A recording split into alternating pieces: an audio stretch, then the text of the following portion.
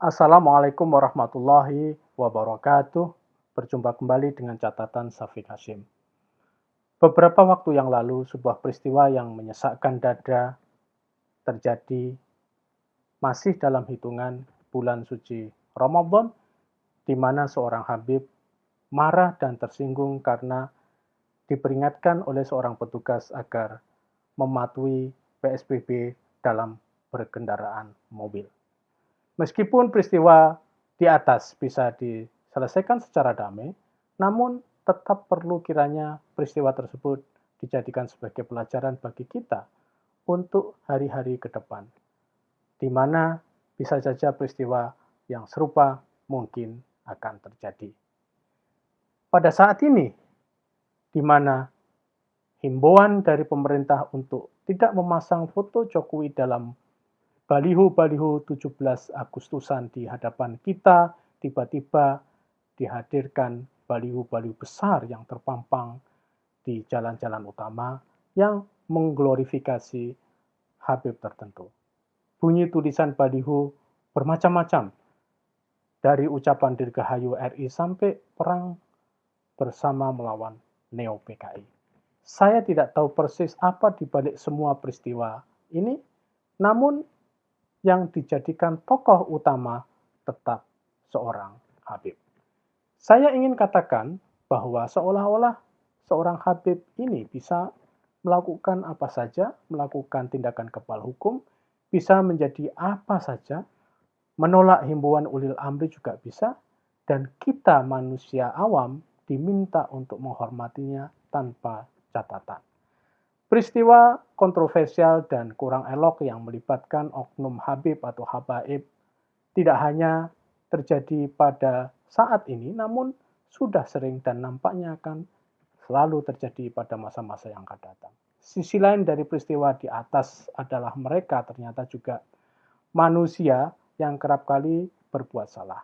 Hal ini bukan untuk mengeneralisir, karena banyak Habib atau habaib yang memberikan keteladanan dan contoh yang sangat baik dalam berkehidupan di masyarakat.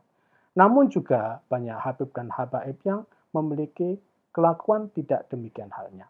Masalahnya, di kalangan masyarakat kita masih ada anggapan jika apapun yang dilakukan oleh seorang Habib kudu dipercaya sebagai hal yang benar adanya. Ada yang mengatakan terima saja perkataan dan perbuatan mereka karena pasti selalu ada iktibar dan hikmah yang baik di balik itu semua. Kata kelompok ini, mata lahir kita tidak bisa menjangkau makna di balik perkataan dan perbuatan mereka. Habib dan habaib sudah terlanjur dianggap sebagai manusia maksum, terlindung dari segala hal, termasuk terlindung dari dosa sosial dan dosa politik. Di sini saya ingin menguraikan siapa sebenarnya yang disebut sebagai keturunan Rasulullah Shallallahu Alaihi Wasallam dan bagaimana Rasulullah dan para ulama terdahulu memandang kedudukan mereka. Secara umum, pengertian keturunan Rasulullah Shallallahu Alaihi Wasallam adalah mereka yang memiliki garis darah dengan Rasulullah. Ada dua jalur keturunan Rasulullah. Pertama, melalui jalur Hasan bin Ali. Dalam literatur sejarah keislaman kita, biasanya mereka ini disebut sebagai kelompok Alawiyin. Robitoh Alawiyah Indonesia misalnya mencatat ada sekitar 151 marga keturunan Nabi yang masih hidup di seluruh dunia dan termasuk di Indonesia.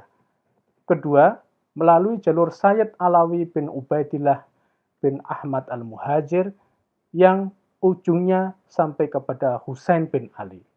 Jalur kedua ini terkenal dengan sebutan Pahlawi atau Bani Alawi. Semua Pahlawi adalah Alawiyin karena semuanya akan berujung pada Sayyidina Ali. Namun tidak semua Pahlawi adalah Alawiyin.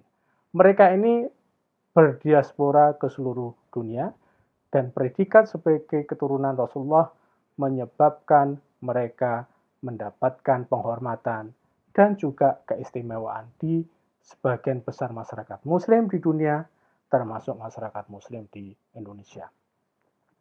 Penghormatan dan pengistimewaan inilah yang terkadang menyebabkan mereka menjadi extra human.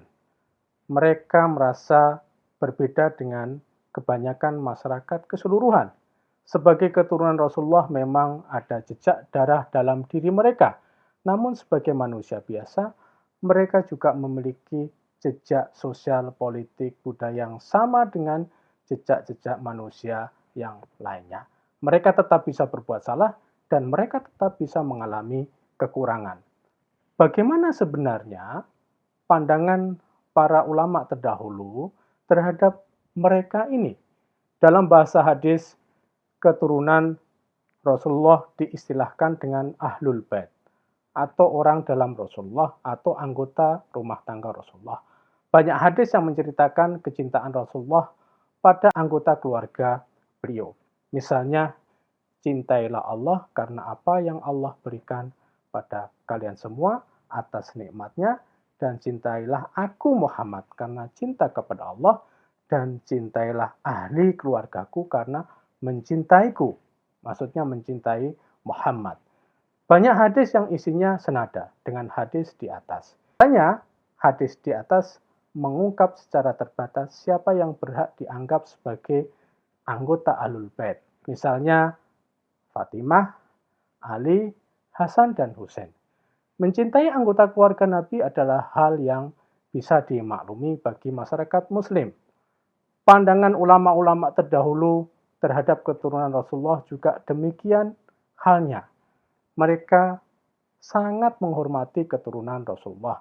Bahkan Ibnu Taimiyah yang dikenal sebagai kiblat pemikiran kalangan Salafi juga mengekspresikan kecintaannya pada Ahlul Bait.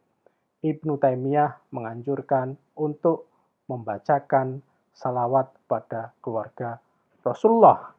Namun kecintaan pada keturunan Nabi tetap juga harus didasarkan kepada kualitas kemanusiaan yang menempel pada keturunan Rasulullah di atas.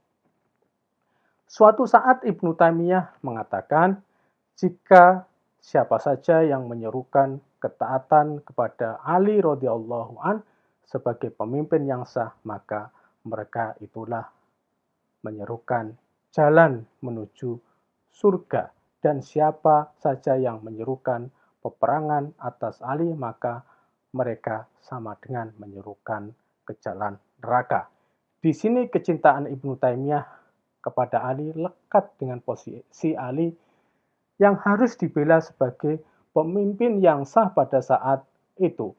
Bagaimana dengan para habib atau para habaib atau para sayyid yang dengan hubungan darahnya pada Rasulullah jika melakukan tindakan sosial yang merugikan pihak lain?